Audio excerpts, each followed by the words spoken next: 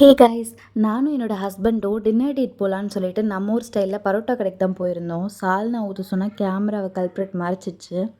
So 2-3 சால்னாவை குழச்சி சாப்பிட்றப்ப செம்ம டேஸ்ட்டாக இருந்தது. அது சாப்பிட்டுட்டு நான் அது கூட ஒரு முட்டை தோசை ஆர்டர் பண்ணியிருந்தேன். அது ரொம்ப பெருசாக இருந்ததுனால அதை 2 பேரும் பாதி பாதியாக ஷேர் பண்ணிக்கிட்டோம். அண்ட் ப்ளஸ் அது கூட ஒரு காடை pepper roast and full boil முட்டை மசாலா இது 2ம் அது கூட சேர்த்து ஆர்டர் பண்ணியிருந்தோம். அண்ட் அந்த பரோட்டாவுக்கும் முட்டை மசாலா காம்பினேஷன் ரொம்ப சூப்பராக இருந்தது. அண்ட் அந்த காடை பெப்பர் ரோஸ்ட் ரொம்ப க்ரன்ச்சியாக யம்மியாக இருந்தது.